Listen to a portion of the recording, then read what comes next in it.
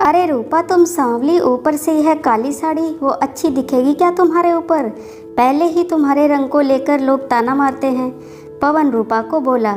देखो ना पवन, मैं बोलती तो कहती सास बोलती रहती है। हमेशा ऐसा लगता है जैसे कौवे को काला टीका लगाया हो।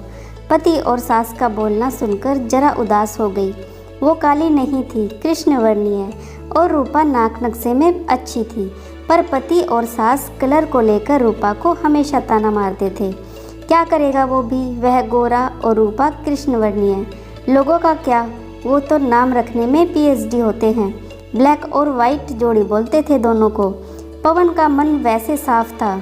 रूपा को अगर कोई कलर को लेकर बोलता तो उसे जरा भी अच्छा नहीं लगता था, इसलिए वह भी थोड़ा बहुत बोल देता था ताकि वह जिद ना करे।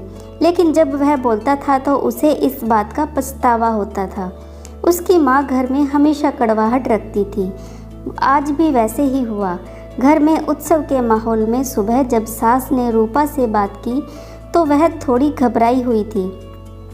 उसका चेहरा भी शांत था। पवन वास्तव में खुद पर शर्मिंदा था। अपराधी की तरह बैठने के बजाय वह काम के लिए बाहर गया।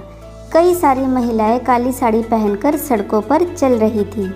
सभी ही गोरी ही नहीं थी ऐसा नहीं था, लेकिन उन पर वह काली साड़ी अच्छी लग रही थी। पवन काम की जगह पर गया था। उसका बचपन का दोस्त विजय और उसका पूरा परिवार साथ में था। जान पहचान हुई तभी पीठ के पीछे से विजय की पत्नी आई।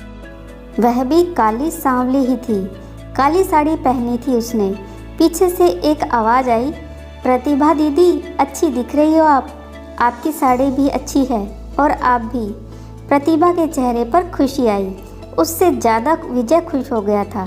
पवन विजय को कुतूहल से देख रहा था। विजय ने वह देखा और जाना वो पवन के सवालों को हल करना चाहता था। विजय ने पवन से सीधे ही पूछ लिया, पूछो तुम्हारे मन में जो भी है, मैं तुम्हें उसका उत्तर देने के लिए तैयार हूँ। पवन पहले हड़बड़ाया, फिर वह बोलने लगा कि नहीं नहीं, ऐसा कुछ भी नहीं है। विजय ने पवन से कहा, तुम मुझे नहीं जानते कि मैं लोगों का मन कितने अच्छे से पढ़ सकता हूँ। तुम तो मेरे बचपन के मित्र हो। तुम्हारे मन की बात भला मुझसे कैसे छिपी रह सकती है। विजय आगे बोला, चलो ठीक है, तुम्हारा सवाल भी मैं ही बता देता हूँ। तुम यही सोच रहे हो ना कि मेरी पत्नी जो रंग से काली है और आज उसने काली साड़ी पहन रखी है, फिर भी वह और मैं इतना खुश कैसे। पवन अब सब कुछ शांति से सुन रहा था और कुछ भी बोल नहीं पा रहा था। विजय बोला, काला रंग ऐसा रंग है जिसमें दुनिया का कोई भी रंग मिला दे वह कभी भी बदलता नहीं, यानी कि किसी और रंग की संगत में वह अपना अस्तित्व कभी नहीं छोड़ता।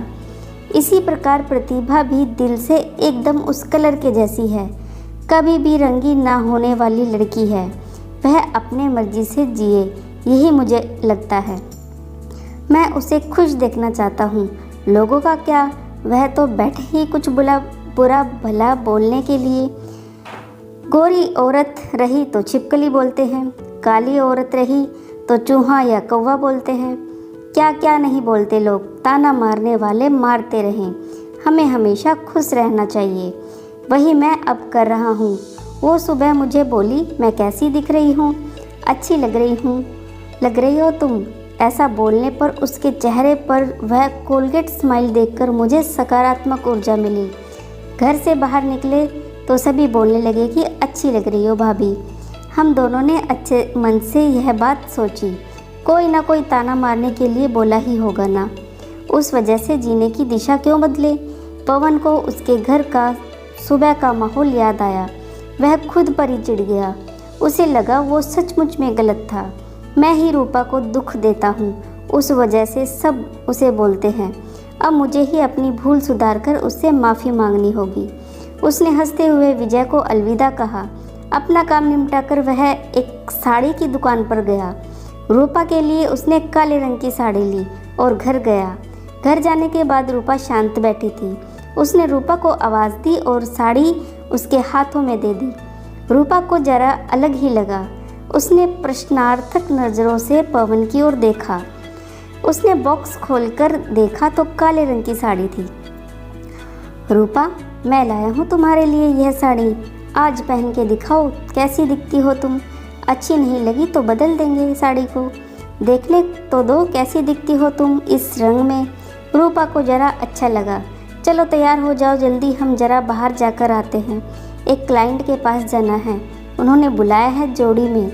पवन का बोलना सुनकर रूपा तैयार होने गई। काली साड़ी, उस पर हल्का सा मेकअप और लंबे बालों की चोटी। पवन भी क्या, पवन की माँ भी रूपा को देखते ही रह गई। पवन बोला, रूपा सॉरी हाँ, अरे लोगों की बातों में आकर मैं तुम्हें हमेशा बोलता रहा और खरा सौंदर्य किसमें है यह मैं भूल गया था। रंग दो ही हैं, यह जानकर फिर भी जीना छोड़ दे क्या? अपनी खुद की पसंद छोड़ दे क्या? तुम्हें काली रंग की साड़ी पहनना बहुत अच्छा लगता था ना, पर मैं हमेशा तुम्हें टोकता रहा। अब मुझे समझ में आया, किसी भी रंग में रंगते वक्त मन साफ हो तो खूबसूरती निखरती है।